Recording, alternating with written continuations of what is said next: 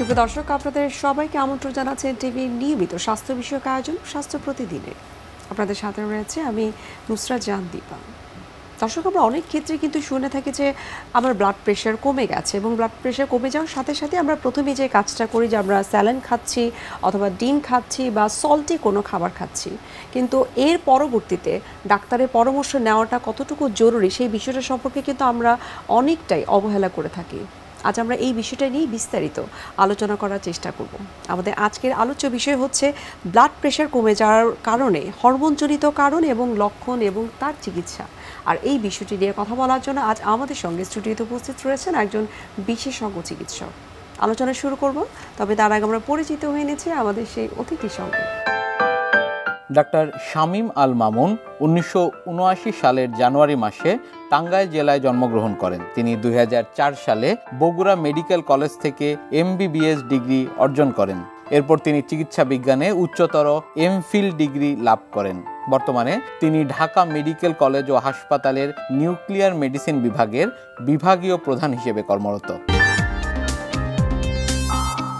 আপনাকে স্বাগত জানাচ্ছি আমাদের আজকের অনুষ্ঠানে। আপনাকে ধন্যবাদ। সেই সাথে অগণিত দর্শককে আমার শুভেচ্ছা। ব্লাড প্রেশার কমে যাওয়ার সাথে সাথেই প্রথমে আমাদের মাথায় আসে যে আমরা একটু ব্লাড প্রেশারটা একটু মেপে দেখি। এই বিষয়টাকে আপনি কিভাবে দেখছেন? এই যে মাপি আমরা ব্লাড প্রেশারটা, আমি কি জানি আমার ব্লাড প্রেশার নর্মাল কত? এটা একটা বড় প্রশ্ন আমার কাছে। এবং দেখা যাচ্ছে যে আমি যে প্রতিনিয়ত আমরা যে রোগীগুলো দেখছি তাদেরকে আমি জিজ্ঞেস করি আসলে একজন মানুষের স্বাভাবিক ব্লাড প্রেশার কত।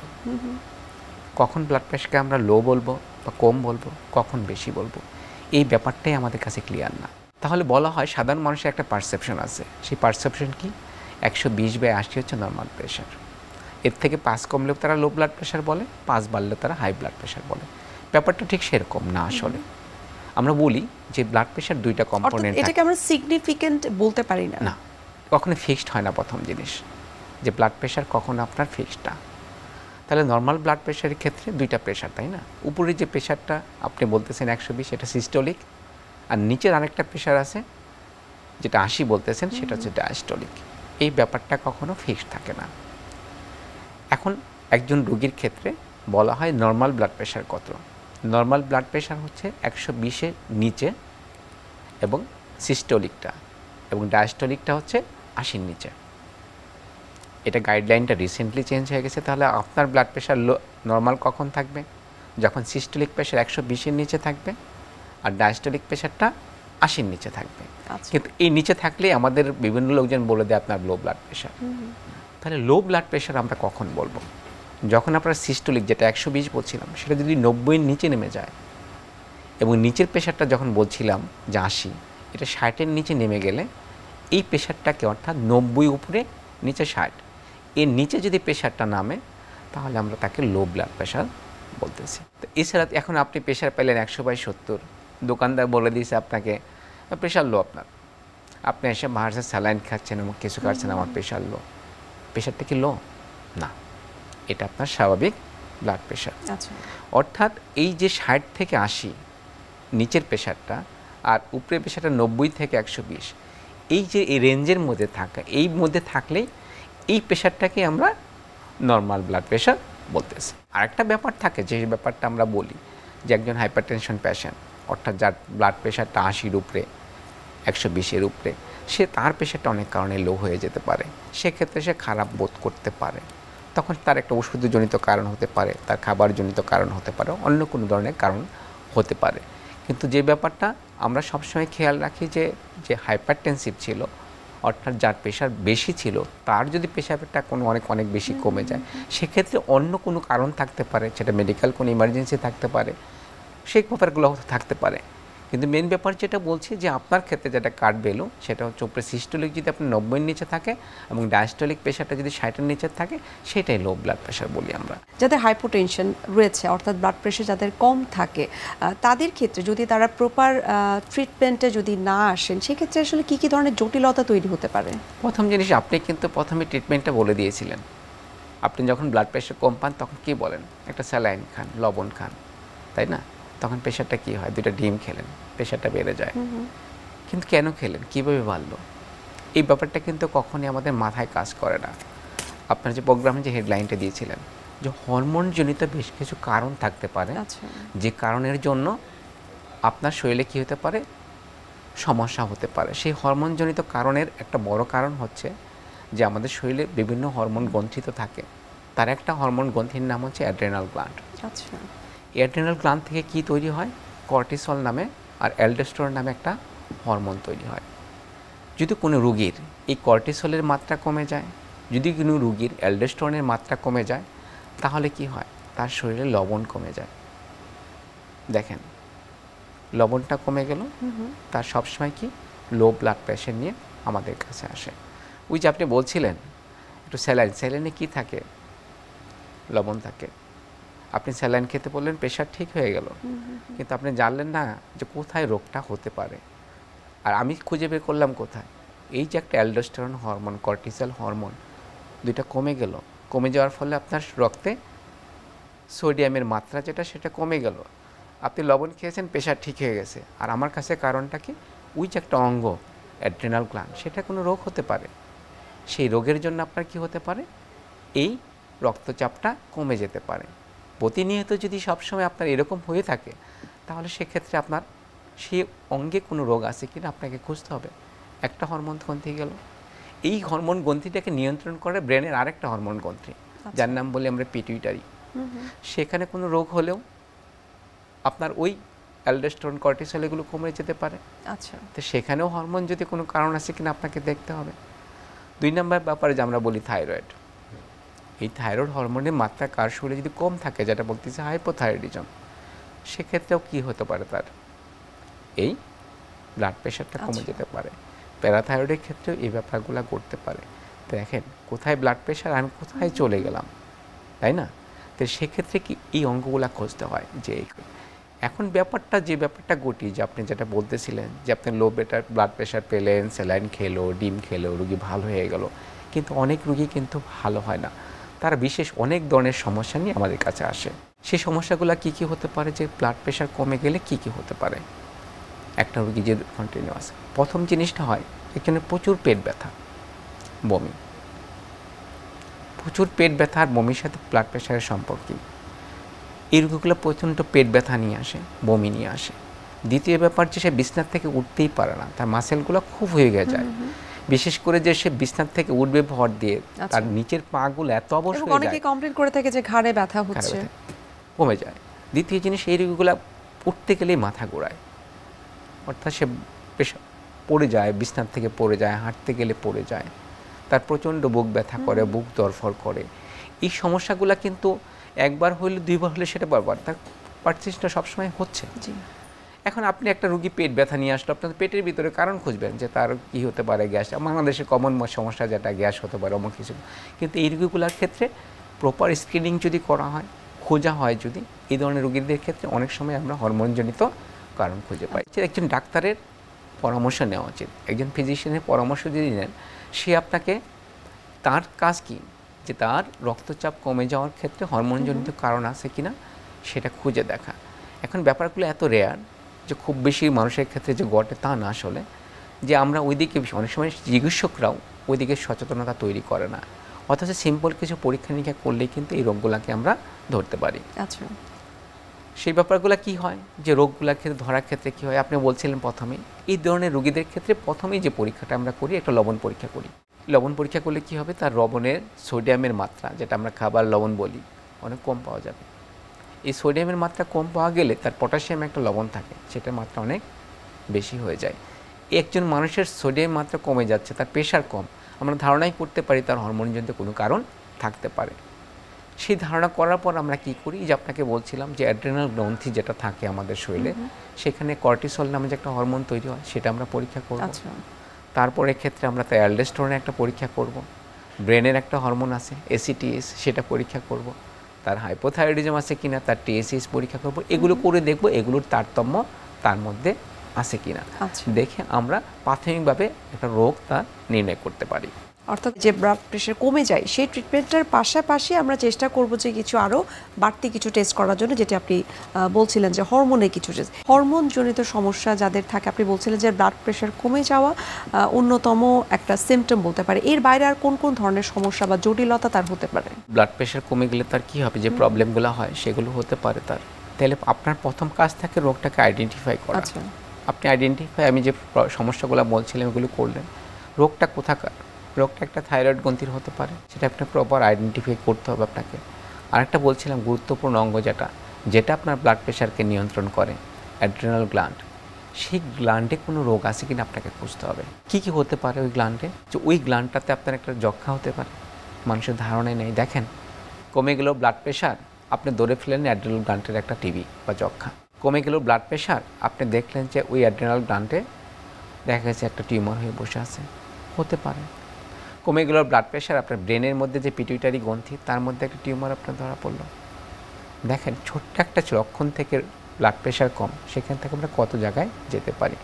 তখন আমরা সেই রোগগুলোকে খুঁজতে থাকি, তার অ্যাপ্রোপ্রিয়েট পরীক্ষা করি। তখন যদি এই পরীক্ষা করে তার ঠিক সঠিকভাবে পরীক্ষা করে রোগটা যদি নির্ণয় করা যায়, চিকিৎসা করা যায়, এই যে আপনি ঘন ঘন লো ব্লাড প্রেশারের ক্ষেত্রে আক্রান্ত হচ্ছেন, এই আক্রান্ত আপনি কখনোই হবেন না।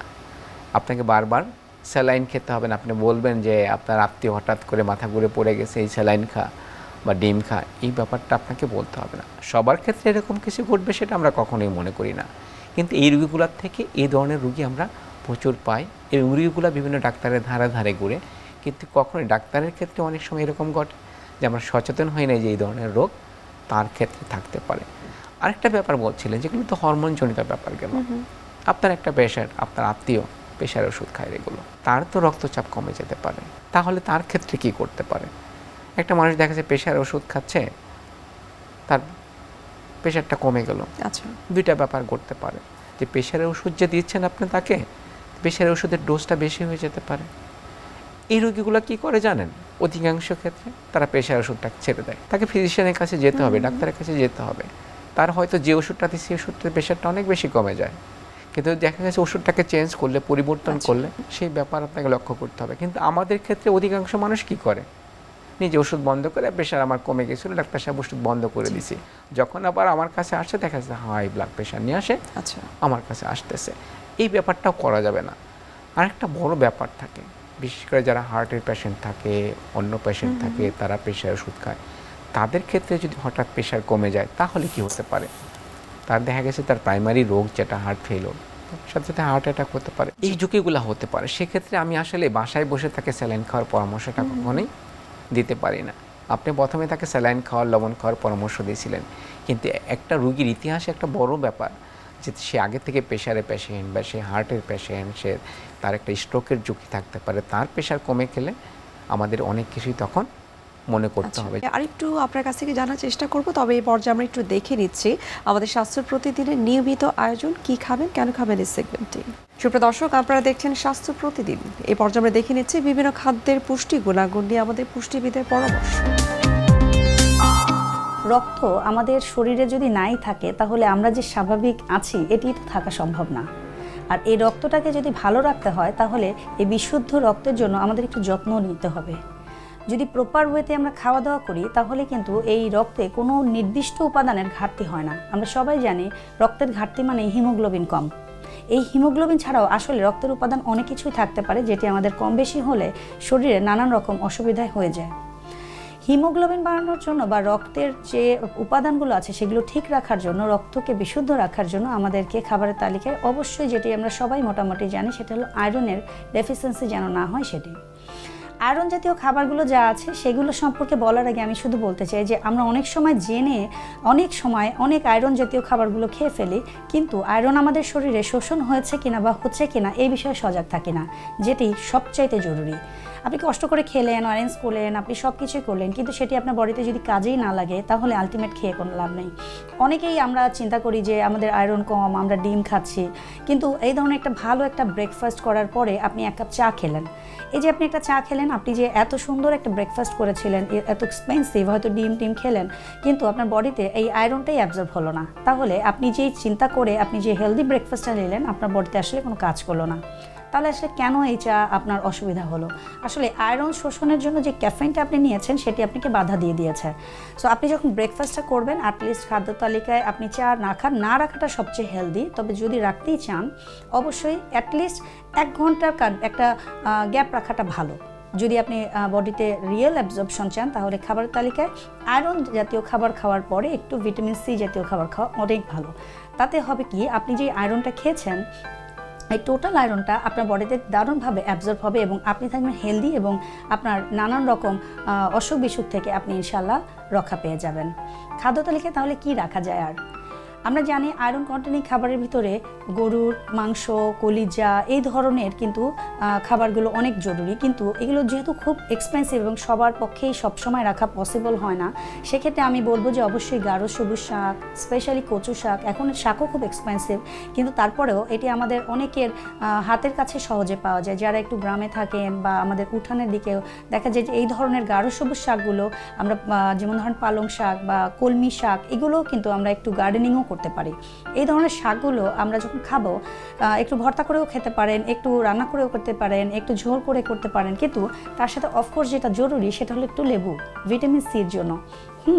এছাড়া আপনি যদি খাদ্য তালিকায় অ্যাটলিস্ট সপ্তাহে 1 বার বা 2 বার যদি হয় গরুর কলিজা অথবা আমি যেটা বলছি যে বিফ, এই ধরনের লাল মাংসগুলো আয়রনের জন্য যথেষ্ট উপকারী। এছাড়া বাদাম জাতীয় খাবারগুলো আপনি খেতে পারেন, রক্তের জন্য এটি খুব ভালো কাজ করে। এবং আপনার খাবারের ভিতরে একটু ডিফারেন্ট খাবারগুলো রাখবেন, বিভিন্ন ধরনের কালারফুল খাবারগুলো রাখবেন। যেমন আমরা যখন সবজি খাই দেখা যায় শুধু সবুজ খাবারগুলো খাচ্ছি, একটু গ্রিনের সাথে সাথে একটু রেডিশ খাবারও রাখতে পারেন, যেরকম আনারের জুস খেতে পারেন, একটু রেড অ্যাপেল খেতে পারেন বা গ্রিন অ্যাপেল খেতে পারেন, এটিও কিন্তু আপনার হেলথের জন্য অনেক বেশি ভালো কাজ করবে। এছাড়া খাবারের তালিকায় আপনাকে অবশ্যই একটু যথেষ্ট পানি রাখতে হবে, কারণ ওয়াটারের কারণে আমরা অনেক সময় যে ডিহাইড্রেটেড হয়ে যাই, এটিও কিন্তু আমাদের শরীরের জন্য বেশ আনহেলদি।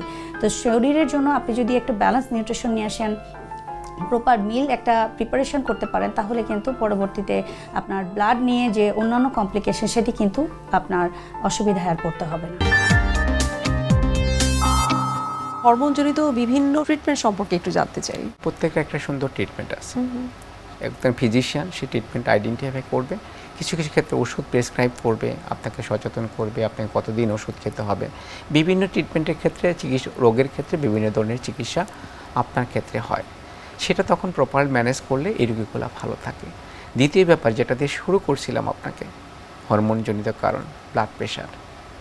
কিছু হলেই আপনি ব্লাড প্রেশার দেখেন, এক্ষেত্রে আমাদের সচেতনতা খুব জরুরি।